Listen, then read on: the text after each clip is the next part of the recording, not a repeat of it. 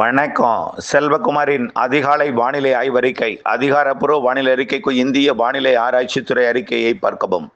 2026 June 13 சனிக்கிழமை அதிகாலை நிலவர வானிலை பதிவு. நாம் கடந்த சில நாட்களாக அறிவித்து வந்தது போலவே கர்நாடக எல்லையோர, ஆந்திர எல்லையோர மாவட்டங்களில் கனமழை. டெல்டாவின் கோடியக்கரை முனை வரை எட்டி பிடித்திருக்கிறது நேற்றைய மழை. பல்வேறு மாவட்டங்களில் பரவலாகி இருக்கிறது மாலை இரவு இடிமழை பொழிவு.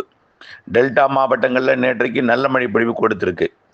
நாகப்பட்டினம் மாவட்டம், அதாவது நாகப்பட்டினம் மாவட்டம் கோடியக்கரை முனையை மழை எட்டிவிட்டாலே தமிழ்நாட்டிலே மழை பொழிவோட, வெப்பச்சலன இடிமழை பொழிவோட பரப்பு கூடும். அதே நேரத்தில் தென்மேற்கு பருவமழை கொஞ்சம் தொய்வாக இருக்கும். இது ரெண்டில் ஒன்று தான் தீவிரமாக இருக்கும். ஆனால் வங்கக்கடலிலும் காற்று சுழற்சி உருவானால் ரெண்டும் தீவிரமாக இருக்கும் என்பதெல்லாம் நாம் அறிந்த காலம் ஒன்று. நிறைய தகவல்கள் உங்களுக்கு குழப்பத்தை ஏற்படுத்தி கொண்டிருக்கிறது. நல்லா ஒன்றே ஒன்று புரிஞ்சுக்குங்க.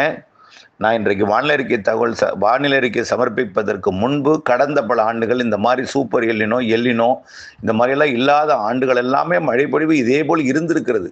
ஆனால் கொஞ்சம் வெப்பம் இப்பொழுது கூடுதலாக இருக்கிறது. காரணம் ரொம்ப குறைவாக இருக்கிறது தென்மேற்கு பருவமழையுடைய தீவிரம், அவ்வளவுதான். இருந்தாலும் பல ஆண்டுகள் ஆடிப்பெருக்குக்கு மட்டுமே தண்ணீர் திறக்கப்பட்டது காவிரியில். நல்லா புரிஞ்சுக்கணும். ஆடிப்பெருக்கு கொண்டாட்டத்திற்கு மட்டுமே திறக்கப்பட்டது, பிறகுதான் மேட்டூர் அணை திறக்கப்பட்டது.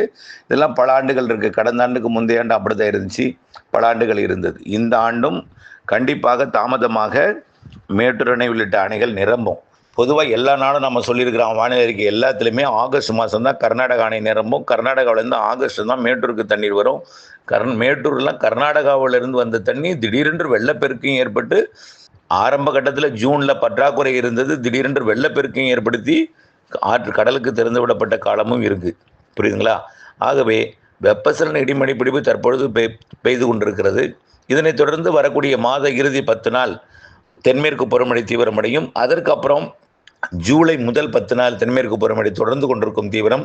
பிறகு ஒரு 10 நாள் தீவிரம் குறைந்திருக்கும். மீண்டும் ஜூலை இறுதியில் ஒரு 10 நாள் தென்மேற்கு பருவமழை வலுவாக இருக்கும். என்ன சார் 20 நாள்னு சொன்னீங்க, 10 நாள்னு சொன்னீங்களா?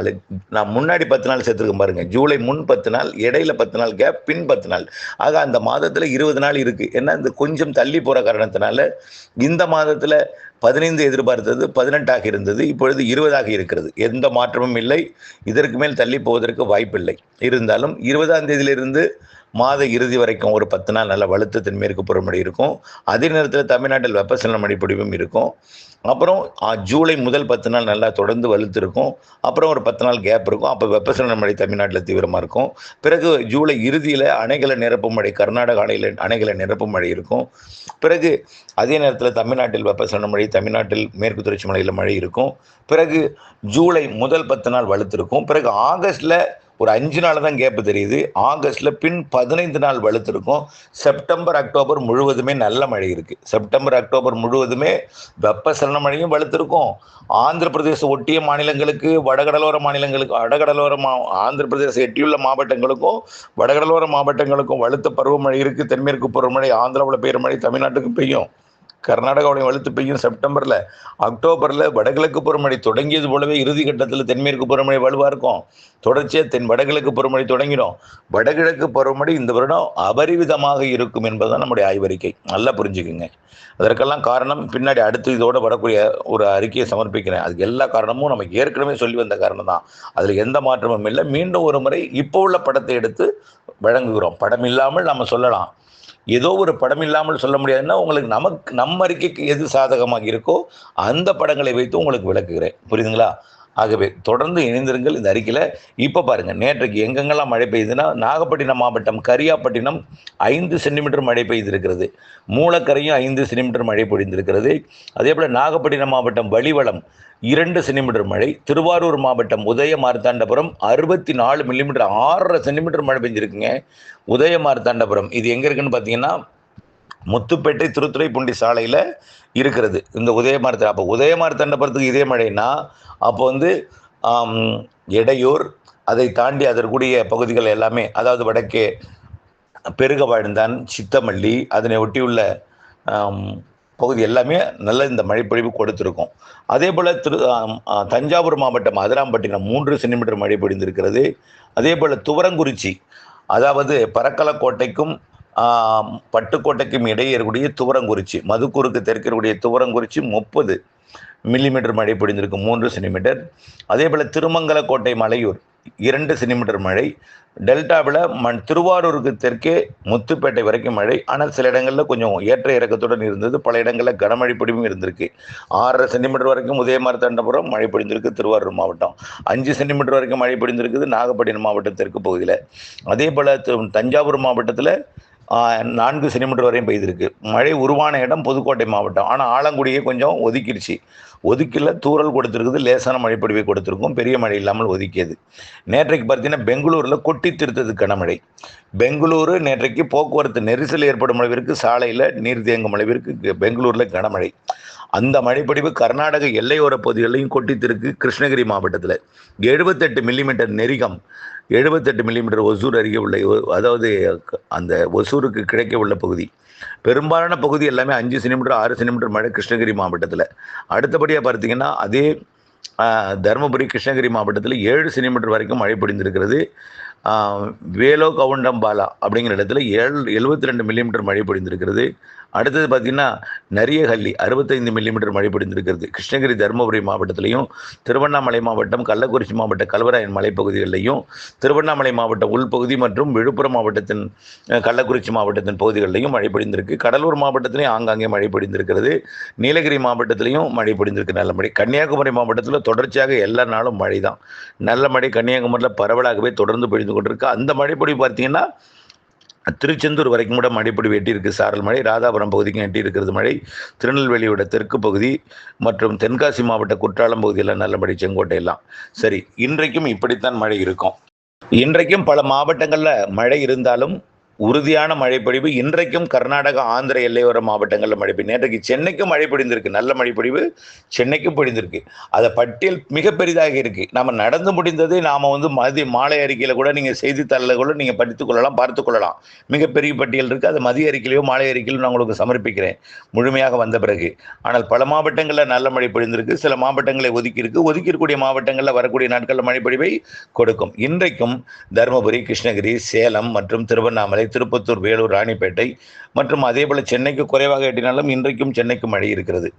அதே போல திண்டுக்கல் மாவட்ட கொடைக்கானல் மலைப்பகுதி, மதுரை மாவட்டத்தோட வடக்கு பகுதி, அதே போல திண்டுக்கல் மாவட்டத்தோட கிழக்கு பகுதி, நத்தம் உள்ளிட்ட பகுதிகள், அதே போல சிவகங்கை மாவட்டம், புதுக்கோட்டை மாவட்டத்திலையும் இன்றைக்கு மழை இருக்கு.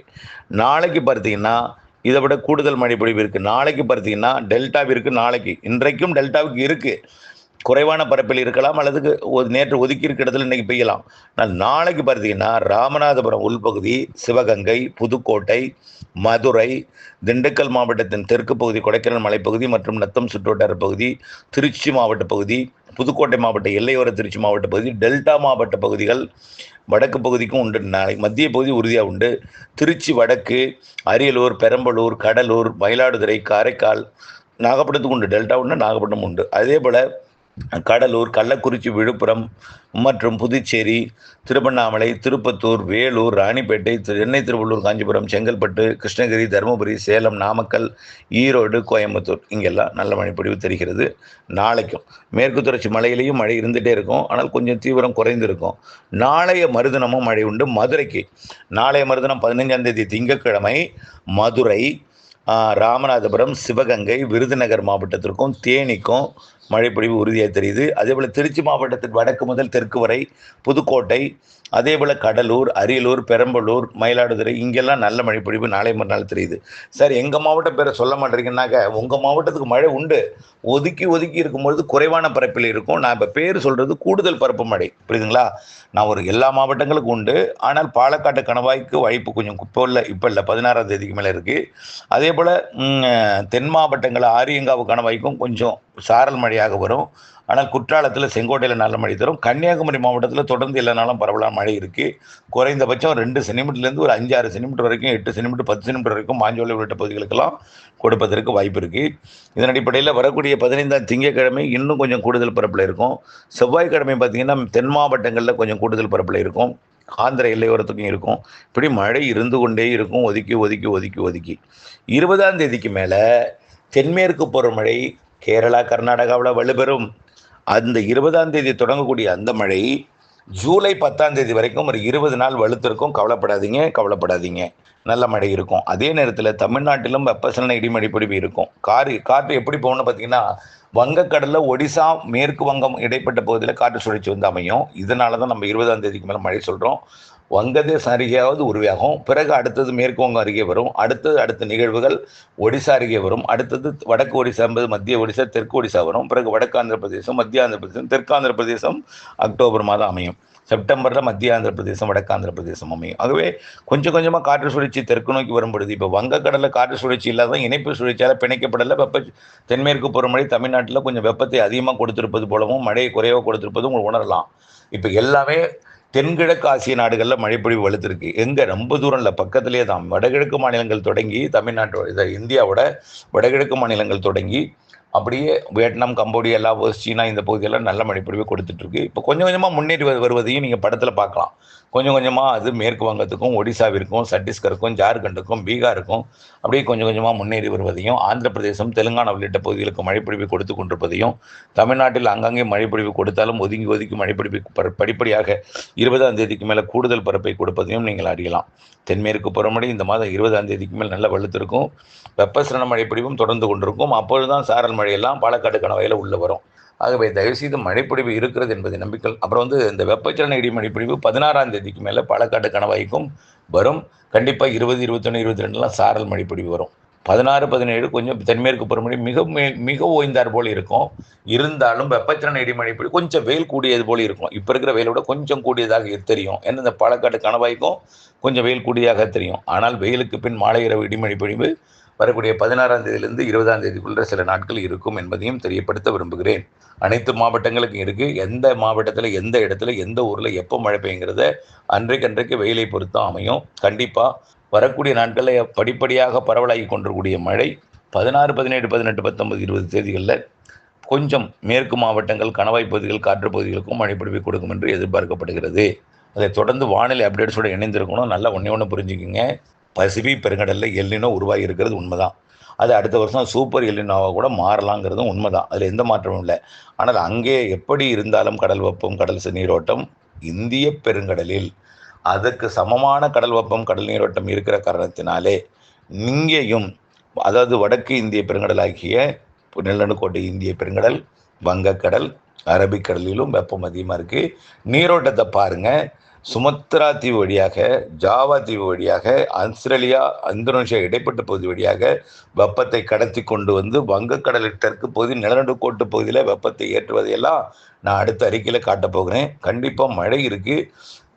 போக போக ஆரம்பத்தில் கொஞ்சம் உங்களுக்கு வந்து சந்தேக பார்வையில் அந்த உலக வானிலை வல்லுநர்கள்லாம் இந்த எல்னினோ மழை இல்லாது வெயில் கடுமையாக வாட்டும் அப்படி இப்படின்னு சொல்லி உங்கள் பயமுறுத்தியதுக்கெல்லாம் இந்த வானிலை உங்களுக்கு கவலை அளிக்கக்கூடிய விதமாக தான் இருக்கும். அதே போல் நீங்கள் அவர்கள் சொன்னது போலவே உங்களுக்கும் சில ஆரம்ப நிலை வந்து பல ஆண்டுகள் இருந்தாலும் இப்பொழுது அவர்கள் சொல்லும் பொழுது, இதை நினைக்கும் பொழுது உங்களுக்கு கஷ்டத்தை ஏற்படுத்தினாலும் படிப்படியாக மாறும்.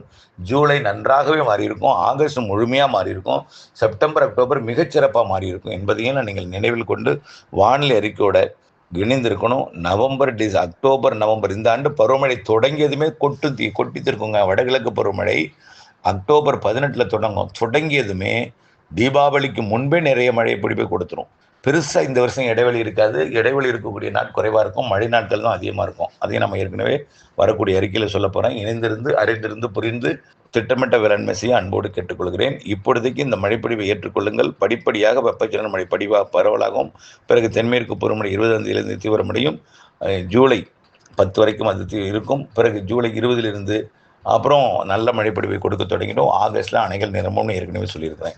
இணைத்தே இருங்கள். ஆகஸ்ட்டுக்குள்ள உபரி நீரை திறக்கும் மழை இருக்கும். ஜூலை இறுதியிலேயே சில கர்நாடக அணையெல்லாம் நிரம்பி உபரி நீர் வரும் அளவிற்கும் படிப்படியாக தமிழ்நாட்டின் அணைகள் நிரம்பும் அளவிற்கும் வாய்ப்பு இருக்குது. இணைந்தே இருங்கள் அப்டேட்ஸுடன். நன்றி.